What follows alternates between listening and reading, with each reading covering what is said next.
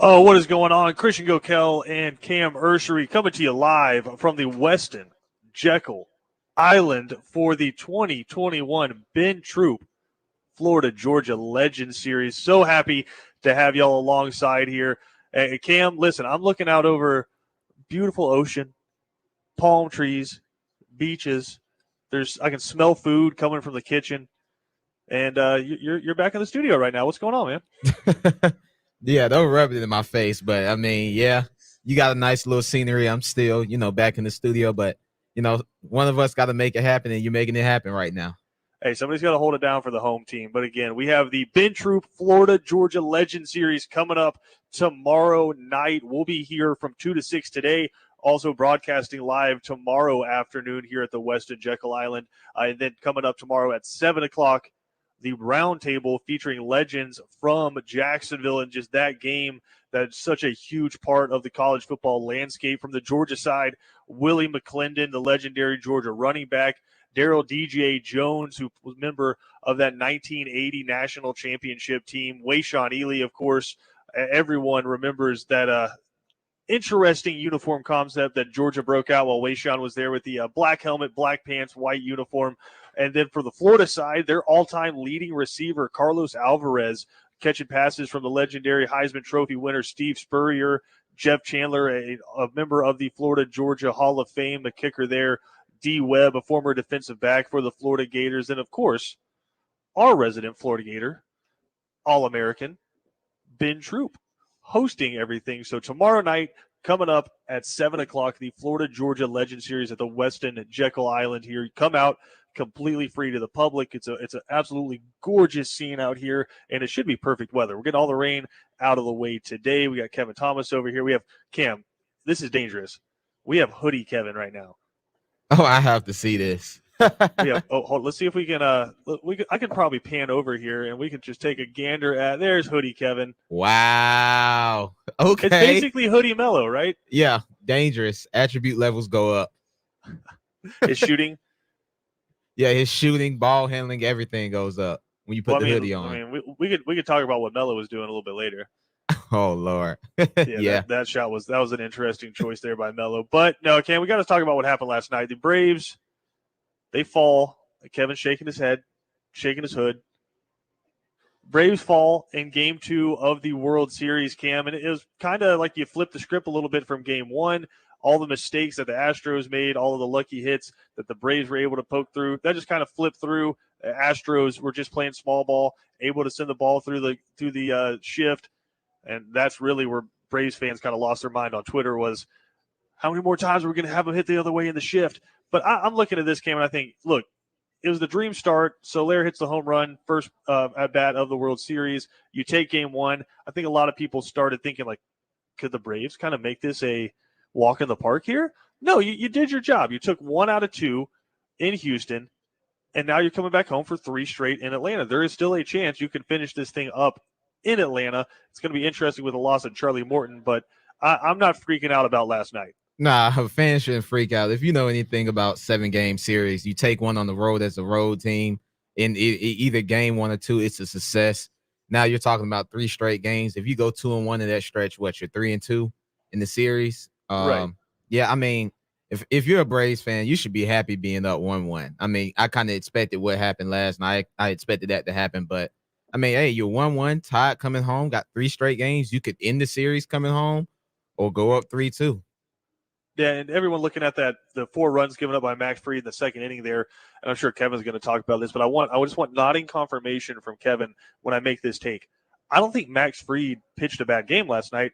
I just think a lot of those were just balls that were going to be, if you were just playing regular defense, they're right to a second baseman or a shortstop. They're what they call seeing eye singles, a whole lot of seeing eye singles. That's going to happen every now and then. I don't think Max Fried pitched badly. I just need a nod or a head shake. Kevin says first inning was bad, but the other 4 were okay. You only gave up 1 run in the first inning. All right, Kevin's saying he's getting roped. I'm saying he gave up 1 run. It was the second inning where you had Dansby Swanson kind of lost his mind a little bit. He made an error. Usually he's a vacuum cleaner there at shortstop, but he makes an error. Ozzie Albies, they weren't able to turn 2 a couple of times when they would typically turn 2 and get out of it. So you just got to immediately flush that film. That's not the Braves. Maybe the best defensive infield in baseball. That's not them. You got to flush that one, and just a lot of lucky hits where if they were a foot to the left or right, those are easy outs for the Braves. So it is what it is. You lose game 2, you're still tied. You take a game in Houston, so you take home field advantage away from them. Listen, Cam, Truist Park's going to be nuts coming up this weekend.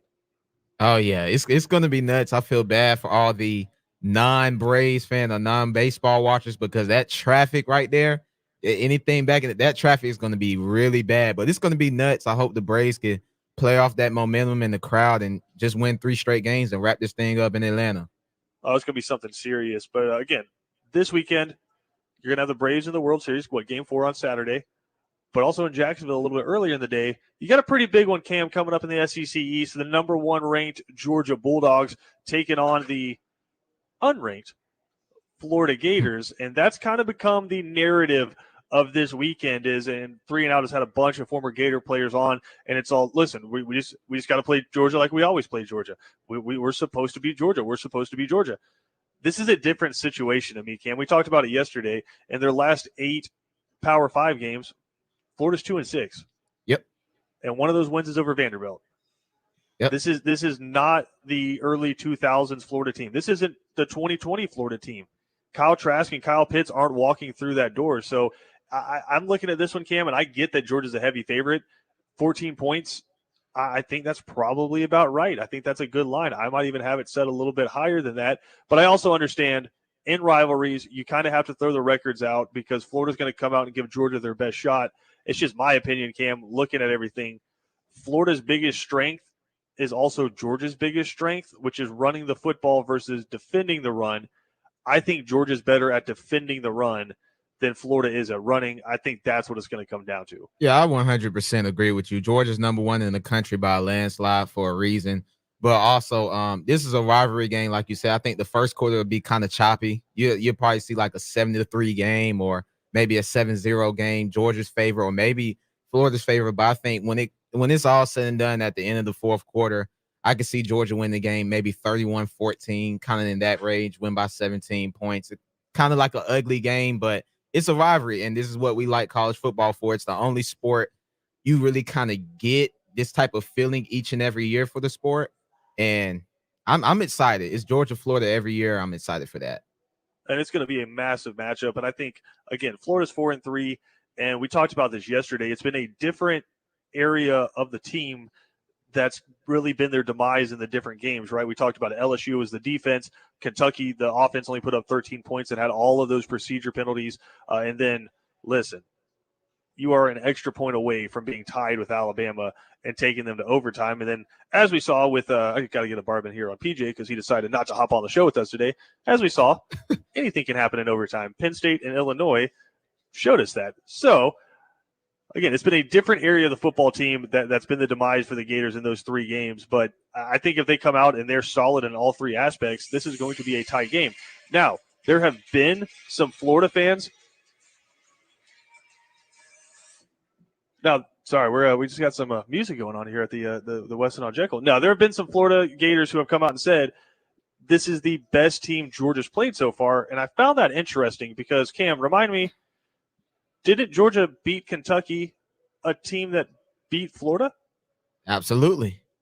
So I don't know that I'm inherently with that narrative, but I do think this is going to be a dogfight on the field. And I think Florida, if they come out and they're able to play well in all 3 aspects of the game, at least in the first quarter, this is going to be a lot closer than people expect. But I just think depth-wise, I think the fact that this is maybe the more underrated aspect of this Georgia team, they don't turn the football over versus Florida. Emory Jones has 9 interceptions already. Anthony Richardson has 3 in less than 40 pass attempts. They don't do a great job of holding on to the football. I'm not seeing the narrative in which Florida pulls this off. Yeah, I don't see it either. And that's Georgia's strength, getting turnovers, getting stops, feeding off that defense. And if you're talking about your quarterback, both of them coming in with 12 combined picks in 7 games, that's really bad, especially going against that defense. So I expect it to get a little ugly. It's going to be a little choppy first quarter, but once things get settled in, Georgia's going to get that thing rolling, and Georgia by at least 3-4 scores. Oh wow, Cam already called it 3-4 scores there. That's Yeah. that'd be a big one. I think 14. I think that's a pretty good line right there. Maybe just a little bit over. I don't know about 3-4 scores, but we'll see. I've been wrong before about picking against Georgia with this spread this season. They've done a really good job of covering some of those big point spreads. So we'll see. We got more to come here on Second Down again, live from the beautiful Weston Jekyll Island here. Got the rain clearing out a little bit. There might even be some time to squeeze in a late round of golf here. It might be a little soggy. Definitely no carts. You're gonna have to walk it. But I know Kevin's here for that. So again, out here on the beautiful, looking at the beach, looking at palm trees. Cam is looking at a computer screen in the office. It's just the perks of being the host. Absolutely. Hey, I'm Cam is looking at a at me computer sideways. screen. We'll take a quick break here before Cam gets too mad at me. We'll come back. We're going to catch up with Sean Quinn, head football coach of the Spanish State Tigers, here in a little bit. We'll come back, talk more about this Georgia-Florida game, talk some more World Series as well, right here on ESPN Radio.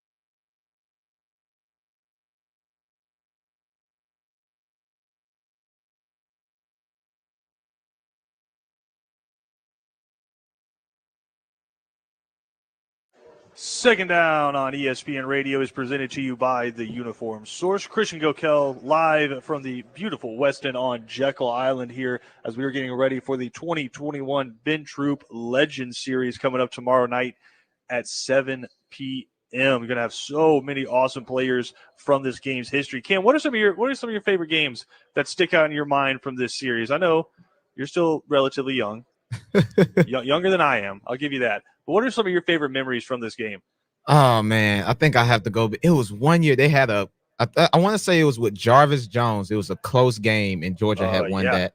That was one I could definitely remember. When he punched the ball out from Jordan Reed's when he was trying to jump into the end zone. Yeah, that's a game I definitely remember. That might be number one on my list because was that the same game? And I'll get confirmation from Kevin on this one. Was that the same game that Malcolm Mitchell caught that pass from Aaron Murray and was able to sort of hit the button hook and then break a tackle and run in for the score? Yeah, that's the same game. Was that the Jarvis Jones games, Cam? Yeah, that's the same game. All right. That's probably my number one. I remember we dominated Florida a couple years back, 42-7. So I'll put those up there. A good one for Georgia fans. So, those are probably. I know that's number one, definitely. The catch from Malcolm Mitchell, the Jarvis Jones game. So that's probably my top one. Well, I mean, Ben Troop has a pretty big one back in 2002, catching the pass over Thomas Davis. That one would be the only loss for Georgia in 2002. And I mean, that catch kind of brought all of us here right now. So that's funny to think about. But I mean, I think about 2007, where you have Noshawn scoring the first touchdown and the entire team runs out onto the field, celebrates all the flags. I don't think there was a flag left in an official's pocket. Georgia goes on to win that game. And then the very next year, Urban Meyer up big, just demolishing Georgia, calls a timeout just to kind of let it simmer for a second, let Georgia think about it for a second, and they go on to win that one. There have been so many moments from this game throughout the years, and obviously going to be talking about that more on 3 and Out. The guys have so many great interviews lined up coming up today and tomorrow. Then, of course, in person, you can come hang out with some of the Florida and Georgia legends. I mean, listen, it's Georgia's RBU, and you can hang out with Willie McClendon and Wayshawn Ely. It doesn't get better than that. So come hang out with us tomorrow night at the Westin Jekyll Island. There are still rooms available. You can get your room here, get it on Friday and Saturday night. You wake up on Saturday morning after hanging out with Florida and Georgia legends. You go down to the game in Jacksonville, and you come back up, and you get to stay right on the beach. I mean, it doesn't get better than that, Cam. No, it doesn't get better than that. Stay riding on the beach, going to see some football. You know, everything else, I'm going to leave disclosed, but it's going to be a great time. It's going to be a great time. Now, I do want to ask you this. There are some other really big games coming up this weekend, Cam, and obviously everyone around the country looking at Michigan and Michigan State, 2 undefeated teams, 2 7-0 teams. Do you have 2 for real teams in that game? Do you have 1 for real team taking on a pretender, or in your mind, are they both pretenders? I think both of them are for real. For real as in winning the Big Ten. I think Ohio State's better than both, but I think both. So what is your definition of for real then? I think for real as in, say Michigan State wins this game, I think they win out the rest of their schedule and lose to just Ohio State. They finish 11-1, and if they do that, their resume is good enough to make some noise. I mean, but I do know this: whoever wins this game will catapult into that top 4. I really do believe that. Interesting. I don't know that either one of them are for real. I don't know if I trust the offense for either one of those teams. I mean, Michigan's had to bench their starting quarterback multiple times. And listen, Michigan State, they got a defense. And I know that team is close to your heart, Cam, so just don't get mad at me when I start saying negative things. But I will say Kenneth Walker, their running back, one of the top 3 running backs in college football right now.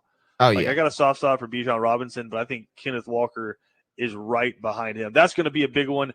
Of course, Ole Miss and Auburn coming up, Cam. The over-under in that game, I think, is pretty interesting, Cam. If you were setting the line, if you were Vegas, where would you set the over-under line for Auburn Ole Miss? Man, I think I would say 77. 77. So you're expecting that kind of game. Like a 42. They have it at 66. Yeah, like a 42-35 type of game. I can see that happening. Yeah.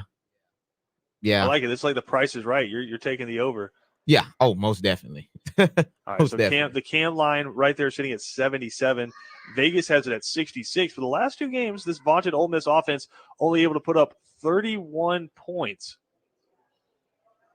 Yeah, Does that dissuade you at all, Cam, against this Auburn running attack? I don't think it sways me at all. I think Matt Corral and them. I mean, they still got W's at the end of the day, but I think Matt Corral and them they'll get it together. And I think this is going to show me a little something. You lost to Alabama, we give you a pass. Matt Corral, you got to go into Auburn and win this game if we're talking about you being the best quarterback in the country. Man, you're already hopping off the Bo Nix. Oh no. I love my boy Bo. He's been showing out this year. Bo Nix, he's been doing this thing. He had a couple of rough patches, but if we're talking about, I don't think Bo Nix is a NFL prospect, but Matt Corral, we consider him a first round probably pick. The number one quarterback prospect. Yeah, he's the number one quarterback prospect. So I'm thinking you got to go in this game. You got to go in Jordan Hare and win this one. We'll see. My bet would be on the under.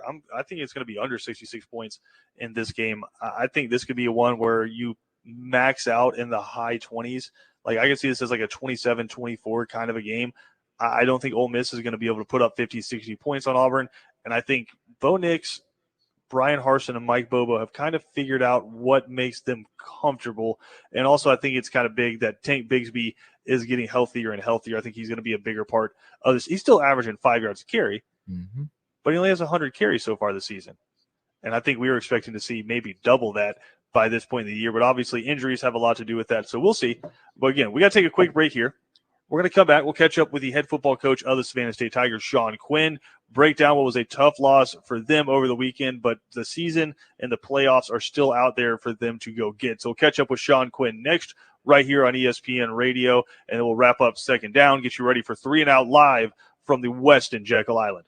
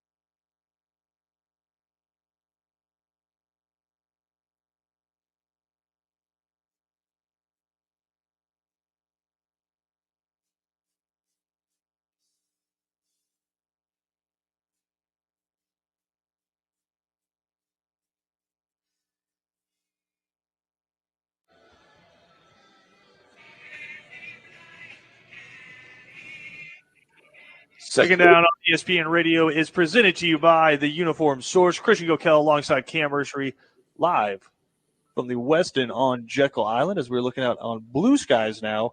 Rain has cleared out and getting ready for the 2021 Ben Troop Legends Series, but joined as we are every Thursday afternoon by the head football coach of the Savannah State Tigers, Sean Quinn. Coach, listen, I'm not trying to brag, but I'm looking at you two guys, and I see an office, and I'm looking over my left shoulder at the beach. So it's not very often that I'm in a better situation than you are, but I might say that's the case today. Well, I mean, Cam's got a good situation there. He's got a Find a Way poster behind him, a good-looking Savannah State helmet, and then he's got the only negative, a Cleveland Brown helmet, which he probably needs to use as a book stop or something. So, no, we're the West, and that's beautiful out there. Maybe you can get me a free room out there. I'll definitely go out there. That's a good spot out there, and Jekyll's a beautiful place. And anytime you get to be around the legend that is Ben Troop, life is grand, you know? Yeah, I don't have that Ben Troop, BJ Bennett, Kevin Thomas swing just yet, but I'll see what I can pull. But, Coach, before we dive too far into this, just a rough showing, I think is the best way to put it. I know you really don't beat around the bush when it comes to these things. Not the performance for your team that you're used to as you guys fall 30-0 there up at Albany State. What was your biggest takeaway from this one? We didn't play well. We got to own it. They outplayed us. If you lose a football game and you play your very best, you can live with that. But when you play poorly and you're out efforted, out whatever, it's disappointing. And defensively, we played well for, 3 quarters, and then kind of the dam broke there at the end. But offensively, it was an abyss. It just didn't play well. You win and lose as a team, but it's disappointing because we've got the ability to win. Obviously, we'd love to play those guys again, and that may down the road this year happen. But right now, we got to learn from it. I got to coach better. I didn't have our guys ready to play. And, we were on a 6-game winning streak, and maybe you let some things go. I don't know that, just done a lot of soul searching on what we can do better. Unfortunately, or probably fortunately in this case, I don't get to play. So, I challenged our players that we got to come back, play better. But when you got a lot at stake and you don't play well, it's always that much more disappointing. So all week I've tried a bunch of different pizzas. It's tasted like sawdust all week. So we got to get a W this week, and the food will taste better. It'll be like staying at Holiday Inn Express again. Absolutely. Always better to do these after a win, Coach. But just looking, I know for you guys, outrushing the opponent is always the number one thing that you're trying to do on the offensive side of the ball. Less than 100 yards in this game. What were they able to do against you guys up front that prevented you to get into that option game? They moved the front. They brought a lot of pressure, and we didn't pick it up. I mean, kudos to them for being smart enough to continually do stuff that's working. One of the things that's interesting in college football, having been a coordinator for a number of years, is, and I talked to Bud Foster, who was at Virginia Tech, quite a bit about this when I would go visit with him, is how often offenses would have a successful play and then never call that play again. And most people never call something same play 2 times in a row because they're trying to get too cute. They're a guru or whatever.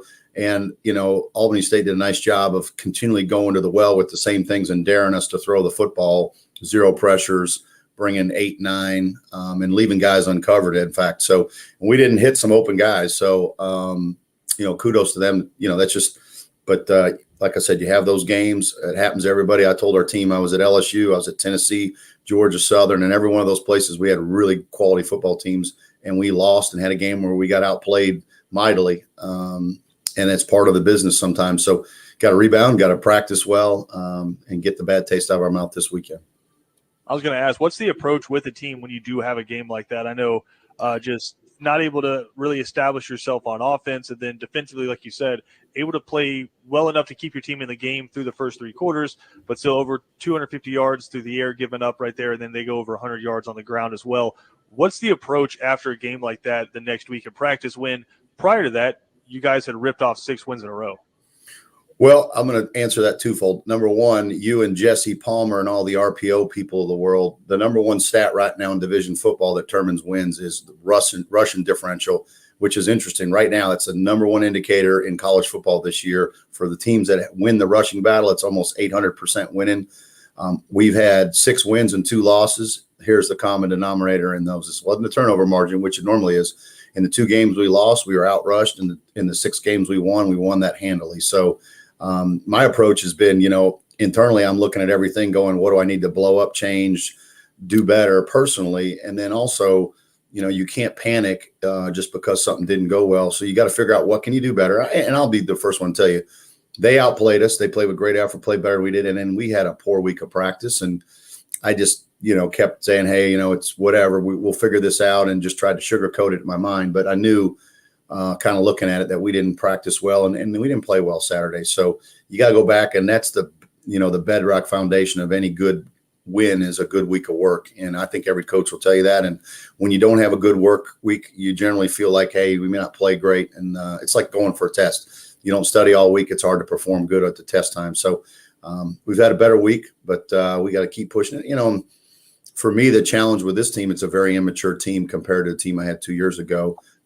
Only 6 seniors. So just a lot of young guys that are talented, but when things are going well, they do great. When things are tough, that's the part we got to fight through. Well, Coach, Fort Valley State coming up this weekend. They're 5-3 on the year, and a team that's pretty much played everybody tough here. Coach, what do you expect to see out of them? They're going to play us hard. It's Hatfields McCoys. It's a old rivalry.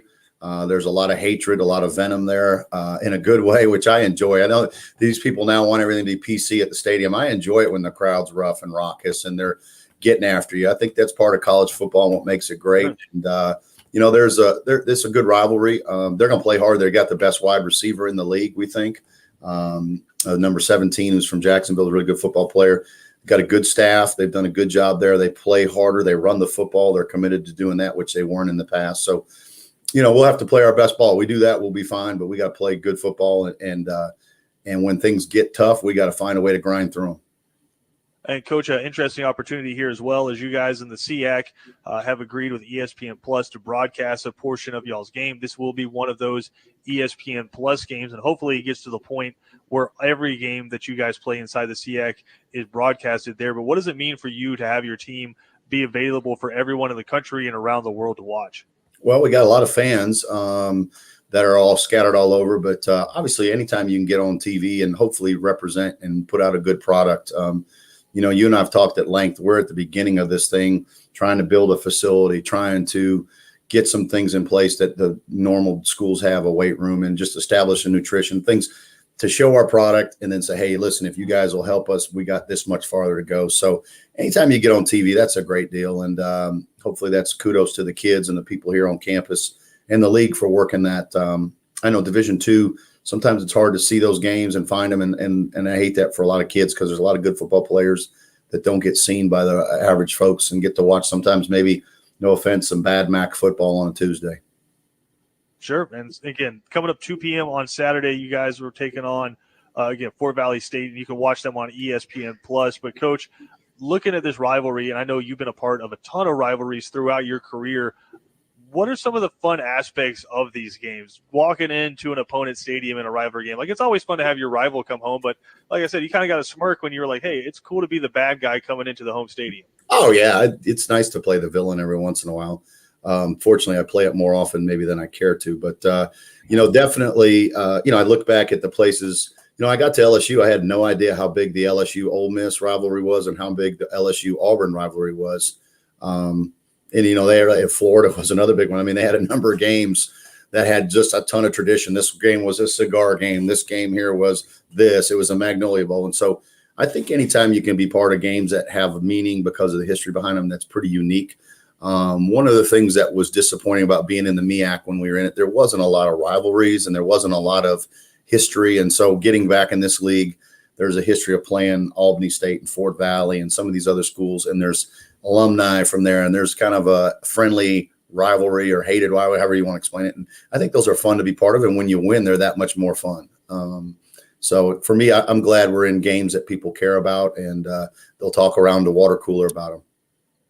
Yeah. And to you, just experiencing those throughout your careers, what are some of your favorite ones, either that you've participated in or just throughout the fabric of college football? What are some of your favorite rivalries? Well, I was really fortunate. When I was at Tennessee, they had a long streak of losing to Alabama, which is now back in effect again. But that, I think a second Saturday in October for generations was when they played. And when I was there, the 3 years we were there, I was 3-0 against them. And man, that was a great experience. You got a cigar after the game and everybody celebrated and we sang, "We don't give a damn about the whole state of Alabama," because we're from Tennessee, which was always a fun song to sing after that win. But that was a lot of fun.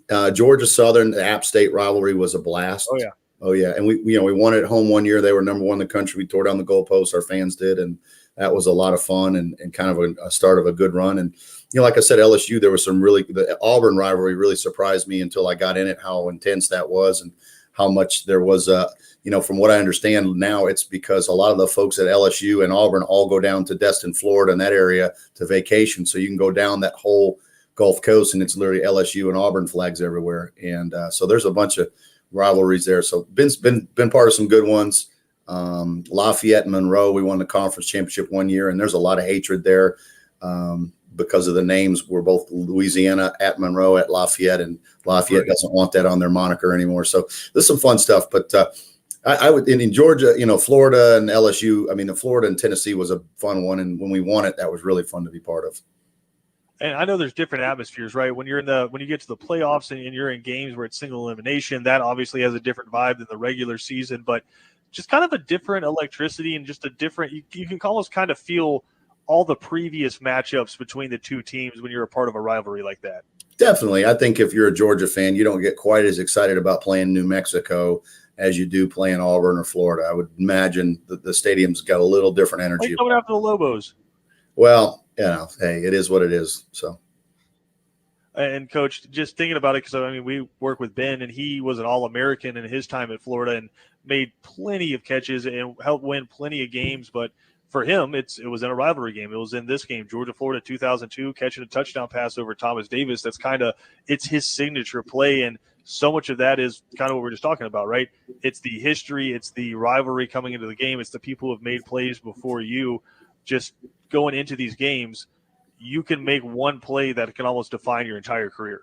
Yeah, and some of those plays stick with you generationally. Like, you remember when so-and-so made that play back in 96, and that's something, guys are, Florida, Tennessee, there's the catch that one of the Florida receivers had on us that wasn't a catch, and I ran into some Florida fans, and they were talking to me about that at a rest stop of all things. I had a Tennessee shirt on a couple years ago, and we got talking about the catch that wasn't a catch that I'm sure Ben still thinks was a catch. But, there's just really some neat ones.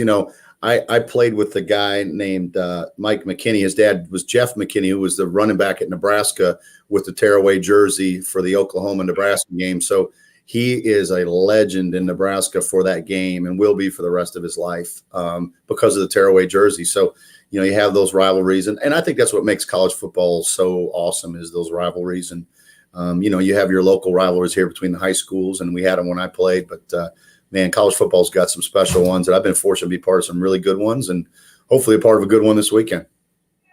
And obviously, I know you're laser focused on Saturday, as you should be. So you got a big game coming up, a big rivalry game coming up, and you have to hit the road. But Sunday, Coach, it's a big day. It's Halloween. Yeah. I know you, like me, enjoy food, and particularly, I know I enjoy sweets. So what I need from you, Coach, is I need Sean Quinn, if he's building his perfect bag. He got to go trick-or-treating as a kid. He opens it up when he gets home. What are those top 5 candies that Sean Quinn's looking for? All right, definitely a Reese's Peanut Butter Cup, number 1. Number 2, a whatchamacallit, a great candy bar called a whatchamacallit. Number 3, Almond Joy or Mounds. You got to have one of those. Number 4, the coconut, come on. Number 4, you got to have some kind of lollipop in there, just something, generally a cherry lollipop, something of that sort. And then, generally you'll have, like, whether it be a Zero bar, maybe a Snickers or Kit Kat, something along. But definitely, and I'm going to Mike Leach you on this one, no candy corn. Take candy corn and put it on the other side. Send all the candy corn in the universe and send it with the expedition to Mars, and let's see what happens with it. No, you can just send it to me. It's literally just sugar and butter. It's literally disgusting, whatever it is. Okay. You can send all your candy corn my way. That's completely fine. All right, but Sean Quinn now, as the homeowner who I'm sure is not turning his light off during Halloween and saying, kids, don't come to my door. Are you, like, handing out, like, the king size bars of candy? Or are you saying, hey, kids, here's an apple. Let's try to be healthy? Well, fortunately, 2 things. I live in a carriage house, so I live behind another house. So I don't exist as far as the trick-or-treaters are concerned. But if I was to put out candy, I would put out quality candy because that is my resume. That is an extension of me. So I would have good stuff. I'd go and, probably drop $40, $50 over at Walmart or Kroger and get the big bag of the good candy. not the cheap stuff where you stopped 2 minutes before you got home because you felt obligated to do it. There you go. I mean, so Coach, can we imagine you me a Ted Lasso costume coming up on Sunday? Oh, I love me some Ted Lasso. I'm about half. I got 2 more episodes left. It's amazing how many times I've thought about something to do with the team, and I've gotten a Ted Lasso idea. So love the guy, eternally optimistic. So really some interesting sub stories. I found myself singing the Jamie Tart song in the shower the other day. Da, da, da, da, da, da, da, Jamie Tart. So having some fun with that. So, but good stuff, man. But I got a couple outfits. We need to win this one, and I may wear one to practice on Sunday night. So you never know. Listen, I'm still maybe we can make it happen. If not this year, the next year, because I've always heard Sean Quinn say if he has to wear a pink tutu out on Broughton, he'll do it if it helps. If we got to win this weekend to do it, if you see a guy out here in a pink tutu in a couple hours, it's me trying to get a W. I was gonna say I'll do it with you. You just let me know when and where. I'll be out there with you. We can have our own little our duo going on out there in the middle of the street. We might get arrested, but it'd be a traffic jam like I've never seen on Victory. So. But yeah, it'd be for a good cause. Coach, we really appreciate the time, and safe travels. Listen, you should have some time to finish those two episodes on the way up there, on the way back. So that's the plan. Down, because it is an interesting season finale. I'll tell you that. I appreciate it. Hey, you take care. Tell Cam I said hey, and glad he's got a good-looking helmet in the background there with him. So. I mean, that blue one's looking good. I don't know about that red one next to it. No, that red one I want to use as time today. They're headed up to Fort Valley State, 2 p.m. You can watch it on ESPN Plus. So much going on around the Savannah State Tigers program. Always appreciate Coach hopping on with us. We got to take a quick break. We'll come back with more right here on Second Down. Go Tigers.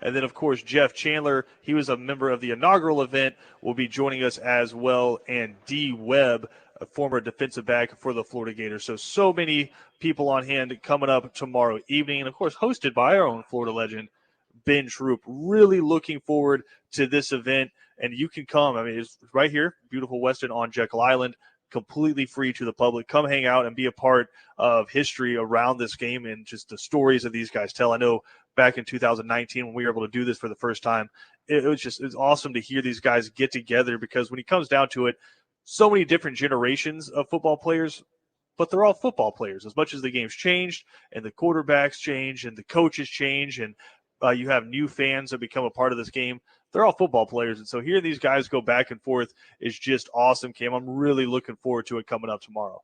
Yeah. You're lucky to be in their presence, man. I'll be back here in the studio, but I mean, it's still exciting though, just to be around. Somebody's got to hold it down. No, somebody has to hold it down. You're absolutely correct. But you're going to be around a lot of legends. It's just cool. It just gets you set up and get you ready for the game Saturday. And you got to be feeling a little adrenaline. It doesn't matter about the records. Throw the records out. Georgia, Florida is college football on Saturday. It's going to be awesome. Yeah, again, that one coming up at 3:30 on Saturday. And it's looking like Georgia, according to everyone, we're probably going to see both quarterbacks in this game, Cam. And JT Daniels, Kirby Smart saying that he hasn't had any limitations at practice this week. Stetson Bennett's been getting reps with the ones as well. So getting both of these guys ready to go. Who do you think we see run out there first to take that first snap? Man, that's what I was about to ask you. But since you asked first, I'll probably say JT. And I would want Stetson to go out there because this is a guy who's been hot, played the last couple of weeks. But I think JT I respect because, I mean, he's injured. But we know when JT is fully healthy, he brings a different dynamic to that offense. He can spread the field a little bit better, has a better arm. But, I mean, I would go JT, but we're going to see a dose of Stetson as well. Yeah, James Cook was asked about this yesterday, and he said, quote, both of them are preparing like they're going to start. I don't know who's going to start or who's going to play more, but both are preparing like they want to start. I mean, that's some coach speak right there. Like, he doesn't say they're both repping with the ones. He doesn't say who's been going out and getting the first snaps with the ones. He said, hey, listen, both of those guys, they're getting ready to play a football game. Man, James Cook has coaching in his future. Yeah, I mean, he might, but, man, this is the question I've always wanted to ask you. If would JT return next year after this? Would he return? Oh, I think that's almost a certainty. Yeah. That's going to create a lot. I'll say this. I don't know if him returning is a certainty, but not going pro, I would say, is almost a certainty. That would create a lot. I mean, I know I'm looking a little too far ahead, but I mean, you're talking about the best quarterback room in the country by a landslide if he returns. I'd say it's certainly up there. I think Ohio State's is pretty elite. Alabama's is pretty elite, but it's certainly up there because just barring any transfers, it would be JT Daniels, Carson Beck, Brock Vandegrift, and then if the commitment holds, Gunnar Stockton from up in Raven County. So I think that's a pretty dang good room. If I have to imagine, I'm just completely speculating here, Carson Beck's probably the odd man out in that situation. You'd probably see him leave. But, I don't think right now, unless he just has an absolutely insane into the season, I don't know that JT Daniels is top 10 in anybody's quarterback rankings going into this draft. Kind of have to see a Cardale Jones situation from Ohio State a couple years back. Maybe. Yeah, I mean, it's just, he'd have to be the guy not splitting reps and be absolutely dominant and completely show off what he can do to get back there. Like, listen, you got 5 more regular season games, potentially an SEC championship, and then either a college football playoff or a bowl game. So he does have half a season to put more tape out there and get his name up there. But as we sit right now, I think there's a ton of names in front of JT Daniels right now on a lot of these draft boards. And like Matt Corral, Malik Willis, very easily above him right now. I know those guys are kind of going back and forth for that number 1 overall pick. So, yeah, Cam, in my mind, I think we're looking at the fact that JT Daniels is going to be back next year. You can almost guarantee that. Okay, well, I'm excited. Let's get it going, but we still got a long season ahead. Well, it is curious because I think, you said it's long. I mean, BJ brought this up the other day. Could you be looking at a situation where maybe you get a George Pickens back late in the season, right? Maybe SEC championship. If you do make it to the playoff, could George Pickens potentially be back for the playoffs? Who knows? I do know Kenny McIntosh, they announced today he will be back. So Georgia's running back depth that have taken a hit with him and Kendall Milton getting hurt gets a little bit healthier. He'll be available in Jacksonville. 3 and Out with BJ Bennett, Ben Troop, and Kevin Thomas up next.